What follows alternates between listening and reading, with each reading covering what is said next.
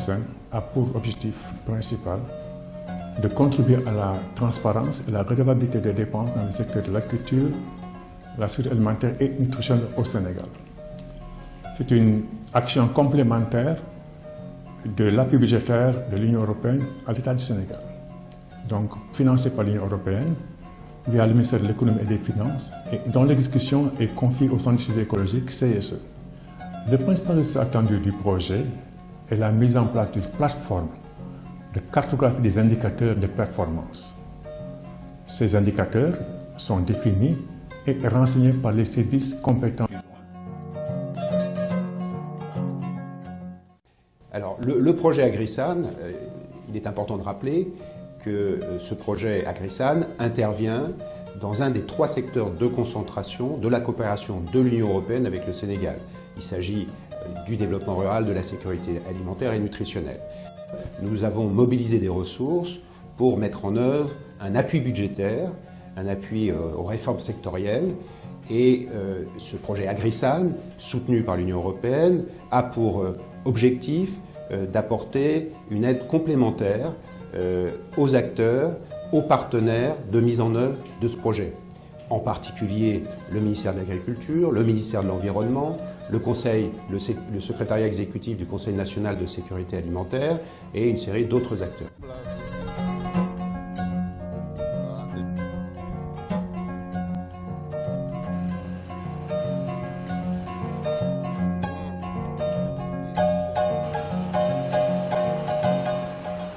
C'est le centre de suivi écologique qui fait une mission conjointe avec la direction de l'analyse et de la prévision des statistiques agricoles afin de voir comment améliorer les statistiques agricoles sur le terrain en appuyant les agents enquêteurs des districts de recensement. La plateforme AgriSan, c'est une plateforme dynamique en ligne qui permet d'accéder aujourd'hui à 215 indicateurs répartis dans 4 secteurs, à savoir l'environnement, les finances, l'agriculture, la sécurité alimentaire et nutritionnelle. Ces indicateurs ont été sélectionnés par le CSE en collaboration avec les services techniques de l'État, partie prenante au projet, qui travaillent dans les secteurs précités.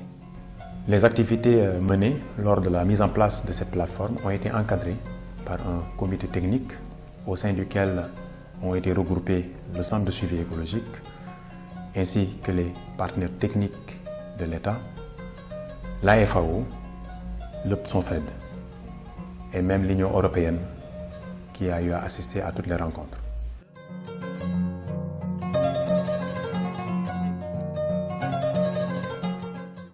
Des indicateurs ont été sélectionnés pour faire l'objet d'un accompagnement technique en termes de méthodologie de collecte et en particulier les périmètres irrigués qui devront faire cet accompagnement avec le CSE, avec son outil télédétection.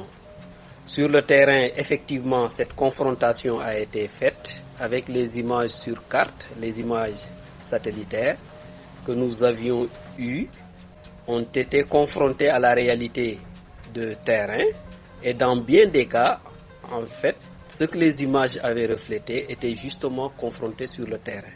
Le projet AgriSan va permettre à la CLM et à toutes les parties prenantes de la nutrition de cartographier un certain nombre d'indicateurs d'impact sur la nutrition qui affectent principalement les cibles les plus fragiles, les enfants de 0 à 5 ans et les femmes sur l'ensemble du territoire national. Donc nous aurons ces données qui seront disponibles pour les parties prenantes de la nutrition, mais également pour le grand public et les responsables des collectivités territoriales notamment, qui sont la porte d'entrée de toutes les interventions de nutrition. Et ça va leur permettre de voir un peu l'évolution de la situation nutritionnelle de 2012 à 2016 pour voir un peu l'impact des politiques publiques sur la situation nutritionnelle, mais également les efforts qui restent à faire. Parce que nous aurons des indicateurs d'impact, mais nous aurons également des indicateurs de couverture, ce qui permettra d'apprécier la situation, mais de voir également quels sont les efforts qui restent à faire pour pouvoir l'améliorer durablement au plan de la nutrition. C'est vrai qu'avant la mise en place de cette plateforme, pour avoir certaines informations sur la performance du ministère, malheureusement, on faisait presque le tour des bureaux pour avoir une seule information C'est-à-dire souvent on fait des agrégations, mais avec la mise en place de cette plateforme, il suffit d'un seul clic pour avoir toute l'information dont tu as besoin. Donc c'est devenu accessible et c'est facile et c'est pas coûteux. Donc ça fait gagner du temps et aussi, mais aussi des ressources aux différents acteurs, pour ne pas dire aux demandeurs d'informations sur l'environnement et la gestion des ressources naturelles au niveau du Sénégal. Auparavant, les données de performance étaient retrouvées dans des rapports des secteurs bien définis. Mais aujourd'hui, avec la plateforme, toutes ces données, toutes ces informations sont centralisées dans un seul système qui permet aujourd'hui à ces différents agents des services techniques de l'État de pouvoir utiliser ces informations-là, de faire le rapport de performance et même de pouvoir comparer leurs données avec les données d'autres secteurs. Là, nous jouons sur l'interface et d'appui conseil. Donc, nous sommes membres du comité technique de ce projet et du comité pilotage de ce projet. Donc, nous suivons la mise en œuvre de ce projet et qui nous semble pertinent. Nous avons un regret, c'est que ce projet aujourd'hui devrait s'inscrire dans une dynamique de pérennisation. Donc, d'une seconde phase, peut-être, il serait intéressant que notre partenaire puisse relier l'Union européenne dans le financement de ce projet, parce que le travail ne fait que commencer. Parce qu'aujourd'hui, nous avons cartographié les indicateurs de performance en matière de dépenses prévisionnelles, sur les dépenses prévisionnelles, mais surtout sur 2010 et 2015, on a pu cartographier l'ensemble des dépenses en matière de sécurité alimentaire, nutrition et d'agriculture sur l'ensemble du pays. Et de ce point de vue, ça n'existait pas. Et vraiment, c'est tout à fait innovateur.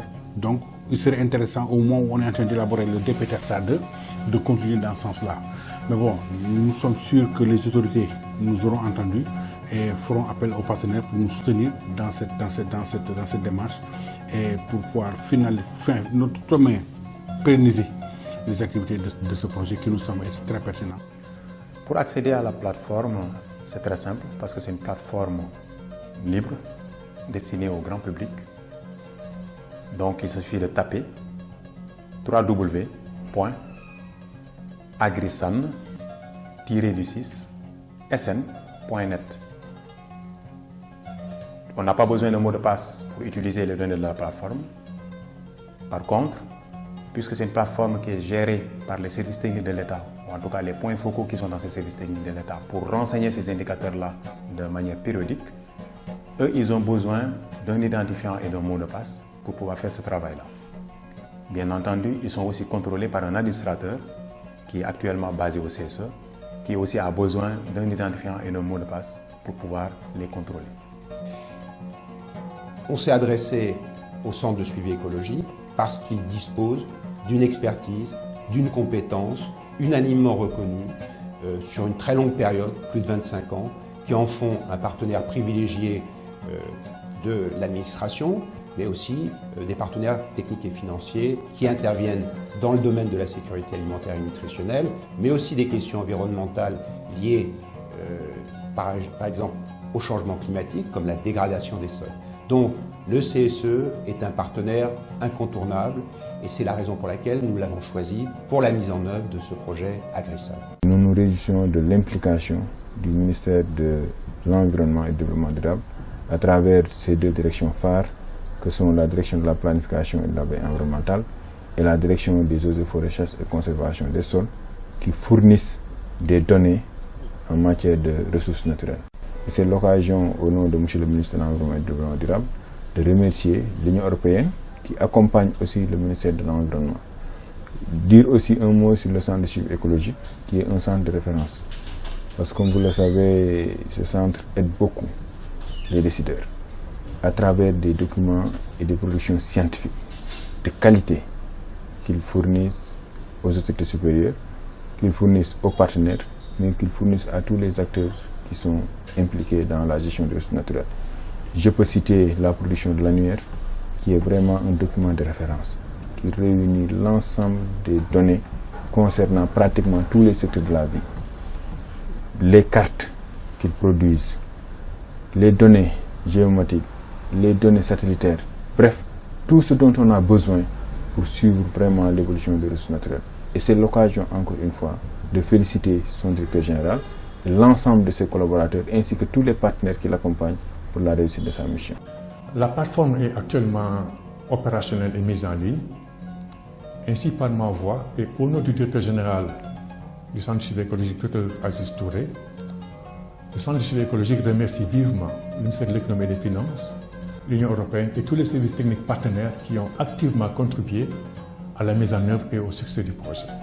On a d'autres secteurs qui ont besoin de données, on a besoin d'indicateurs pour assurer surtout la prise de décision. Parce que si on n'a pas d'indicateurs fiables, on ne peut pas prendre de décision. Et c'est l'occasion, encore une fois, de lancer un appel à tous les partenaires, et particulièrement l'Union européenne, pour étudier la possibilité d'accompagner une deuxième phase de ce projet, pour accompagner globalement même le plan Sénégal émergent, qui est dans sa phase 2, 2019-2024, donc pour les actions prioritaires. Et on aura besoin, d'ici 2024, de données fiables aussi pour prendre des décisions.